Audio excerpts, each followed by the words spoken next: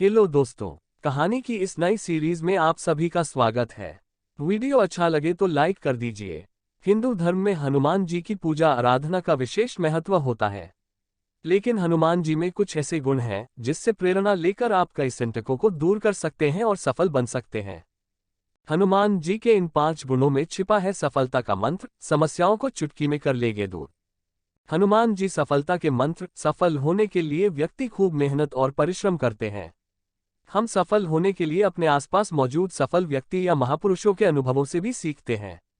राम भक्त हनुमान को संकट मोचन कहा जाता है, क्योंकि हनुमान जी द्वारा कई संकटों का समाधान किया गया। हनुमान जी में ऐसे कई गुण हैं जो आज के आधुनिक दौर में भी सफल होने में बहुत काम आएंगे। बजरंगबली के इन गुणों को अपनाकर आप न सिर्फ सफलता की कुंजी को प्राप्त कर सकेंगे बल्कि कई समस्याओं को सुलझाने में भी कामयाब होंगे। वाल्मीकि रामायण से लेकर रामचरितमानस तक भगवान हनुमान द्वारा किए गए कामों से आपको प्रेरणा लेनी चाहिए। भगवान राम पर जब जब कोई संकट आया, हनुमान जी उसे दूर करने के लिए ढाल बनकर खड़े रहे। हनुमान जी के इन्हीं गुणों को अपनाकर आप सफलता की कुंजी को प्राप्त कर सकते हैं और जीवन में सफल हो सकते हैं। हार मानने से पहले करें कोशिश। वाल्मीकि रामायण के अनुसार हनुमान जी जब श्रीराम के आदेश पर सीता जी की खोज में लंका पहुंचे तो हर जगह ढूंढने के बाद भी सीता जी कहीं नहीं मिली। तब हनुमान जी निराश हो गए और सोचे कि बिना माता सीता के खाली हाथ लौटने पर सारे वानरों को दंड मिलेगा। अकेले मेरी असफलता के कारण सारे वानरों को दंड भोगना पड़ेगा। ऐसे में हनुमान जी ने खुद ही आत्मदाह करने की सोची। उन्होंने भले ही मन में आत्मदाह का निश्चय कर लिया, लेकिन उनके मन में अजीब से बेचैनी थी। फिर उन्होंने शांतचित्त मन से विचार किया कि आत्मदाह करने से पहले एक बार फिर लंका के उन स्थानों को देख लूं जहां अभी तक नहीं देखा। इसके बाद उन्होंने एक आखिरी प्रयास किया और इसी आखिरी प्रयास में उन्हें अशोक वाटिका के पास सीता जी मिल गईं। सीख। हनुमान जी के इस गुण से यह सीख मिलती है कि कोई प्रयास आखिरी नहीं होता। इसलिए जब तक आपको लक्ष्य नहीं मिलता तब तक प्रयास करें और खासकर हार मानने से पहले एक और प्रयास जरूर करें। साथ ही इससे इस बात की भी सीख मिलती है कि सफलता जीवन का अंत करने से नहीं बल्कि प्रयास करने से मिलती है। जब तक सफलता न मिले तब तक विश्राम नहीं। रामचरितमानस में सुंदरकांड के अनुसार जब हनुमान जी समुद्र पार कर रहे थे तब समुद्र ने सोचा कि हनुमान श्रीहरि का काम करने जा रहे हैं और थक ना जाएं। इसलिए समुद्र ने तल में रहने वाले मेनाक पर्वत से कहा कि तुम ऊपर जाओ और हनुमान को अपने ऊपर विश्राम करने के लिए जगह दो। मेनाक ऊपर आया और हनुमान से कहा कि आप थोड़ा विश्राम कर लें। लेकिन हनुमान जी ने विश्राम नहीं किया और वे मेनाक के आग्रह को भी टाल नहीं सके। इसलिए उन्होंने अपने हाथ से मेनाक को छूकर उनके आग्रह का मान रखते हुए कहा कि जब तक श्रीराम का काम न हो जाए मैं विश्राम नहीं कर सकता। सीख। हनुमान जी के इस गुण से यह सीख मिलती है कि जब तक मंजिल या सफलता न मिल जाए तब तक बिना रुके प्रयास करते रहें।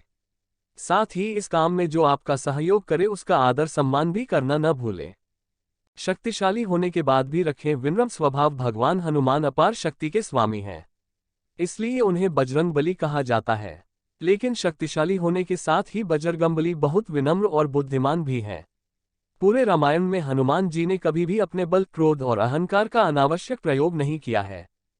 सीख। कुछ लोगों को जब सफलता या शक्ति मिल जाती है तो उनमें घमंड आ जाता है। ऐसे लोगों को हनुमान जी से यह सीख लेनी चाहिए कि परिस्थिति चाहे जो भी रहे, स्वभाव हमेशा विनम्र होना चाहिए।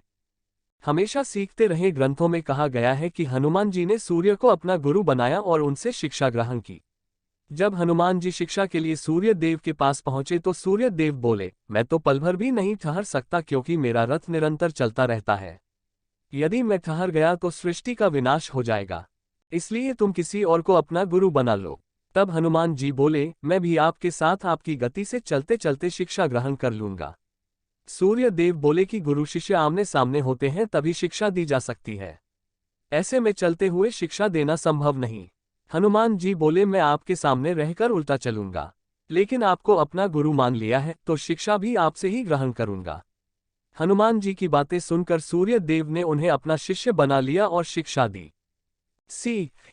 हनुमान जी के इस गुण से यह सीख मिलती है कि व्यक्ति को सीखने के लिए या शिक्षा प्राप्त करने के लिए सभी तरह की चुनौतियों को स्वीकार करना सीखना चाहिए।